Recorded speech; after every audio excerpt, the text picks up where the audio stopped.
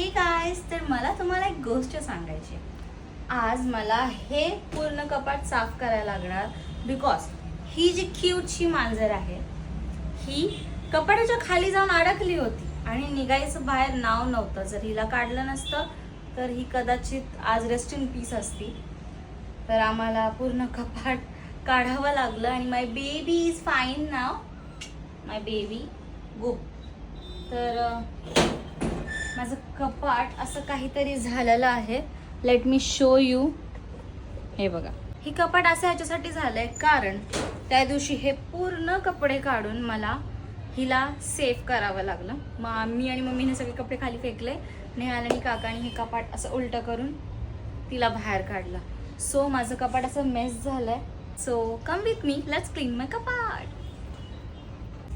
Live कॅमेरावर मी तुम्हाला दाखवते. ही बघा, ही आहे cocoa.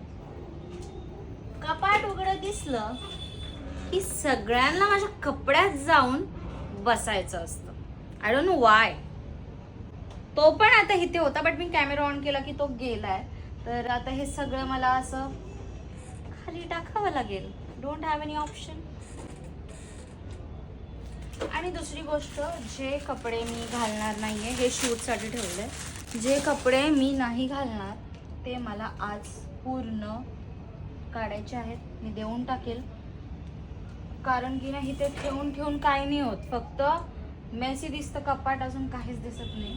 And this is my money bag. त्याच्यात ज्यात मी माझी पॉकेट मनी टाकते. सो दिस इज माय गल्ला. तर मी माझ्या बड्डेला हे ओपन करणार आणि काहीतरी छानसं घेणार. इथे ना ठीकठाक आहे बट मी निहालला बोलवते बिकॉज माझा वरती हात जातो असा, पण कपडे ठेवताना सगळं मेस होतं. तर त्याला बोलूनच आपण हे सगळं क्लीन करूया. ग्रेट सांगू का, कपडे तर इतके आहेत बट तरी पण माझ्याकडे कपडे नाही आहेत यार.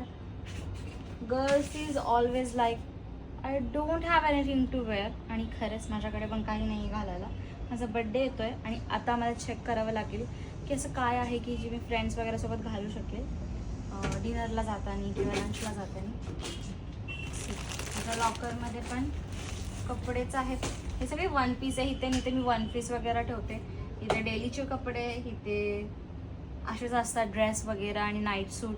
खालती सगळ्या साड्या आहेत. इथे सगळं टन्स आणि बेडशीट्स आहे इकडे. आणि ह्या साईडला पण साड्या आणि माझे फंक्शनचे ड्रेसेस आहेत. तर चला हे मेसी कपाट आपण एकदम छान